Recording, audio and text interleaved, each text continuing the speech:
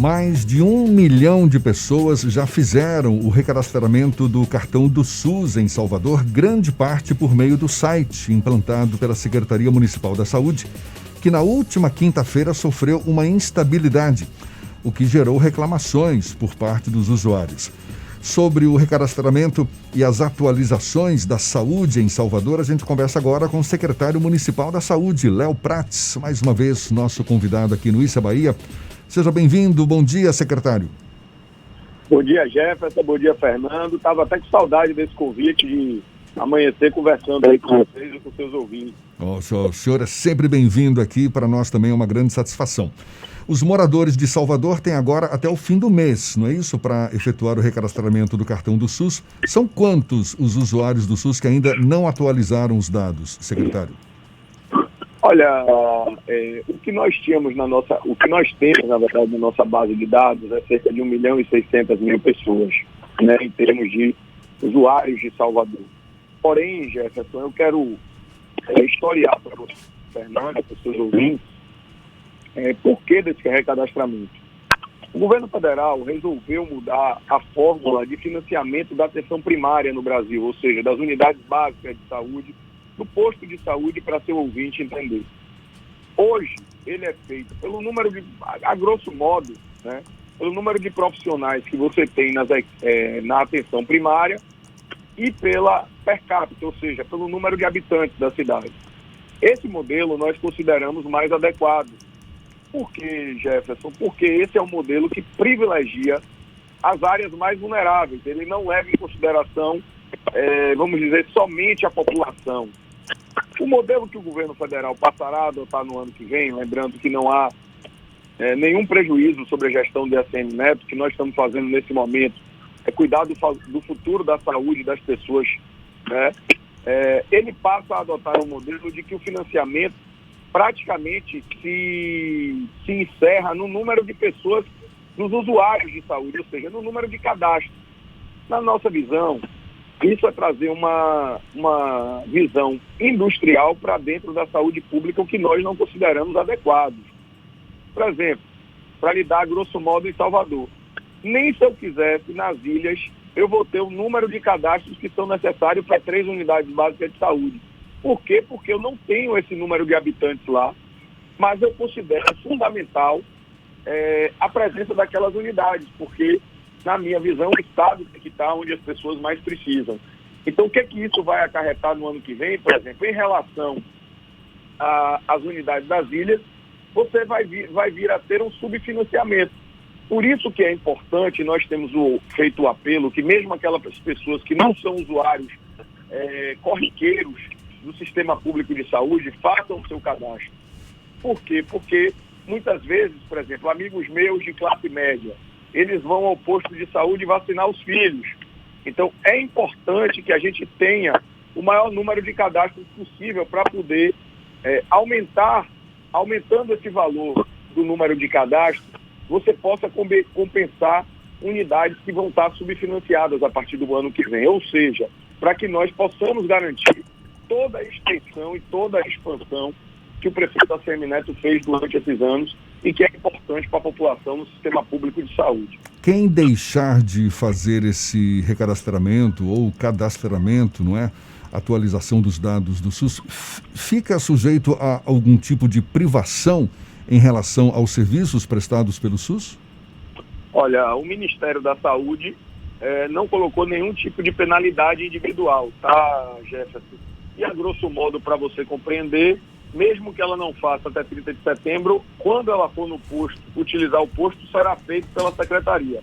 Porém, eu quero lembrar, Jefferson, que caso a pessoa não escute o nosso chamado, o que nós podemos ter, por exemplo, antes de começar esse cadastro do site, eu quero agradecer ao jornalista Pacheco, que foi quem deu essa sugestão aí, nós estamos aprimorando, pedindo desculpas à população por eventuais falhas, porque nós estamos falando de um volume de pessoas realmente imenso na nossa cidade, né, para um recadastramento desse.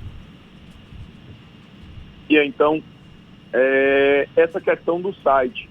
A penalidade, desculpa, a penalidade individual ela não é prevista, mas o que pode acontecer para todos nós?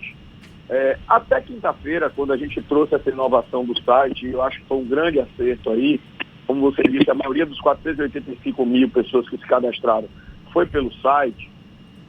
O que poderia acontecer? Naquele momento, das 700 mil pessoas, a equipe técnica da Secretaria de Saúde mensurava que a gente podia perder de um terço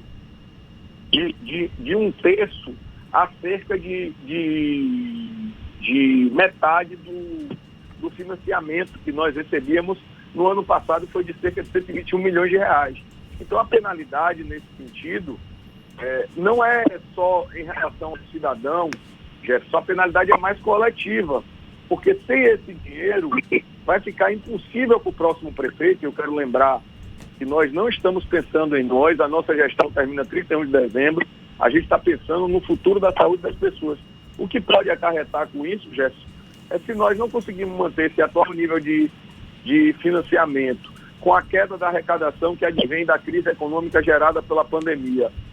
Nós podemos ter fechamento de unidade de saúde no ano que vem, e é tudo que nós queremos evitar. Ao contrário, nós estamos querendo, como eu disse há pouco conversando com você, o que nós estamos querendo é ampliar o valor do financiamento, conseguir crescer um pouco aí esse financiamento dos 121 milhões que nós recebemos ano passado, para ver se a gente consegue crescer, melhorar a qualidade do sistema de saúde para as pessoas. Então, eu diria, a grosso modo, que a penalidade nesse momento, o Ministério não colocou nenhuma sanção individual, até porque constitucionalmente nós não podemos negar atendimento de saúde a ninguém, mas eu acredito que a penalidade será coletiva, será de todos nós, com a possibilidade de fechamento de postos de saúde no ano que vem. Léo, o governo federal, através do Ministério da Saúde, tornou obrigatório esse recadastramento para, de alguma forma, contabilizar as vidas que são atendidas pelos municípios.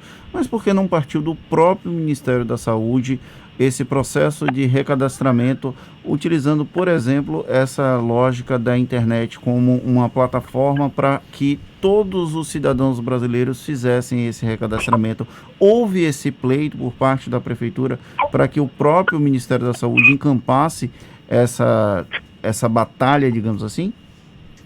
Olha, Fernando, vamos lá.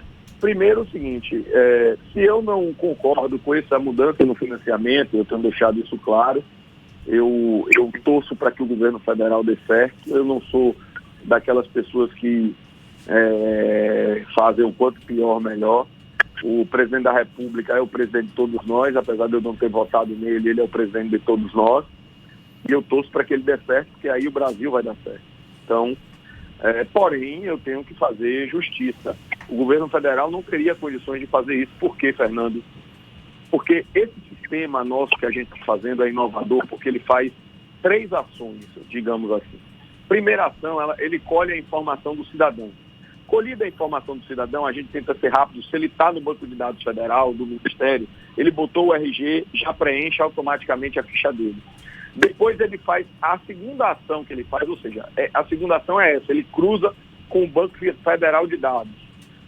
A terceira ação que ele faz, ele cruza com o meu sistema, porque o que o governo federal quer saber efetivamente é aonde as pessoas estão sendo atendidas.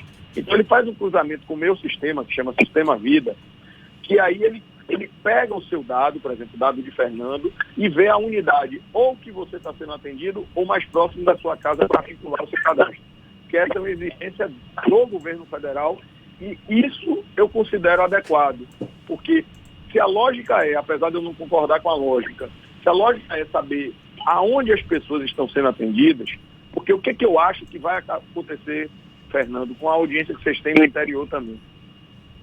Vamos lá, se a gente sabe que grande parte da população do interior, e agora eu não estou falando como secretário de Saúde de Salvador, mas como deputado, se a gente sabe que grande parte da população do interior vem buscar atendimento de saúde em Salvador, você vai acabar trazendo todo esse cadastro para Salvador. O que é que você vai acontecer? Em vez de você fazer a descentralização, que é o ideal, inclusive, muitas vezes a gente vê ações do governo do estado, como policlínicas, como algumas ações que eles estão fazendo para a descentralização do serviço de saúde, a gente entende que essa lógica de cadastro vai trazer uma concentração ainda maior. Porque o que pode acarretar no final desse recadastramento, Fernando? Eu posso ter um volume maior de pessoas do que moradores de Salvador, no final. E o que isso vai acarretar com o cadastro? Um crescimento, que é a minha obrigação, e é isso que eu estou fazendo nesse momento como secretário de Saúde de Salvador, só que isso vai gerar uma desassistência em áreas remotas do interior, e, como eu falei da questão das ilhas em Salvador, em áreas remotas do interior, porque cidades do interior que vivem, inclusive, dessas contrapartidas, elas vão ter dificuldade de manter o sistema público de saúde. O que isso pode gerar, no fim? Uma sobrecarga de Salvador, que nem Salvador tem condições de suportar, nem de fazer uma expansão tão grande. Então, assim, por isso que esse é um dos motivos que eu discordo dessa lógica do cadastro. Outra questão, Léo, são as pessoas que são do interior. Eu acabei tendo esse problema muito recentemente, quando eu precisei tomar vacina aqui em Salvador. O meu cadastro era do interior do estado e acabou gerando uma duplicação no sistema do SUS. Essas pessoas que são do interior, mas que moram aqui em Salvador, como elas devem proceder, já que o atendimento, na maioria das vezes, no Sistema Básico de Saúde acontece na capital baiana e elas estão sediadas em base de dados do interior do estado? É isso, Fernando. Eu até vi a colocação do Bahia Notícias hoje lá, e está com a razão. Porque isso não é um recadastramento, isso é um cadastramento. Não sei se você está entendendo a lógica, Fernando. Isso não é nós estamos com mais uma vez, pedindo desculpas à população e por eventuais falhas, eventuais erros, mas como a gente está colocando, a gente quer, na verdade, fazer o melhor e cuidar da saúde de Salvador. Lógico que um processo desse tamanho, você não pode deixar de ter alguma falha ou algum erro que faz parte do processo, mas a gente está trabalhando para aprimorar. Eu diria que nós temos dois problemas nesse momento. O primeiro é esse que você falou, o cidadão do interior que mudou de domicílio e está aqui em Salvador. A gente está trabalhando para corrigir isso, que, na verdade, para o meu sistema, ele não está no meu sistema vida. Então, por isso que ele está tendo alguma dificuldade no site, tá? Porque quando ele vai para a terceira fase, como eu lhe falei, para cruzar a informação, ele não consegue cruzar a informação com o sistema vida, já que a pessoa não estava cadastrada no meu banco de dados, né? A segunda coisa é aquela pessoa também de Salvador, de classe média, que só vai ao posto usar para vacinação, para alguns serviços esporádicos, que também não estava cadastrada. Então, nós estamos trabalhando agora para essa pessoa que não estava cadastrada, o sistema abrir, né,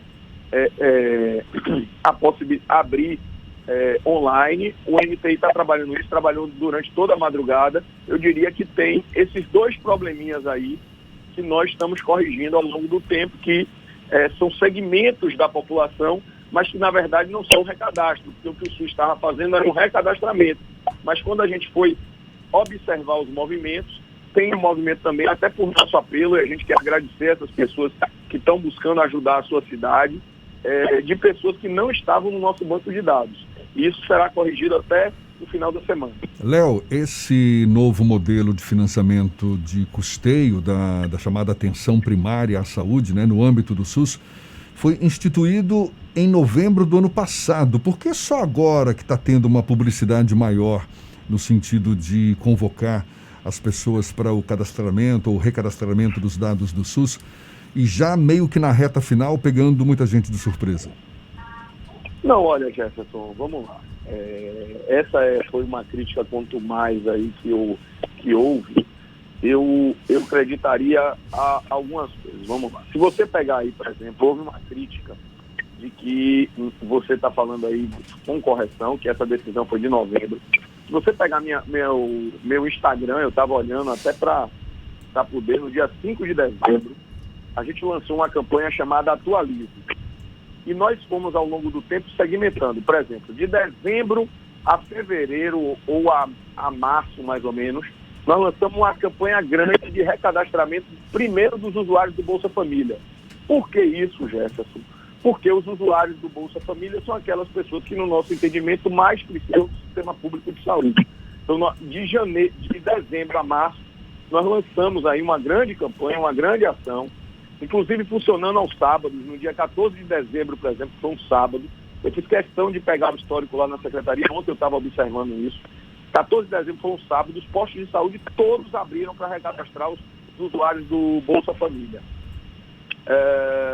E de lá para cá a gente vem utilizando os agentes comunitários de saúde, os nossos postos de saúde, para recadastrar os usuários, certo?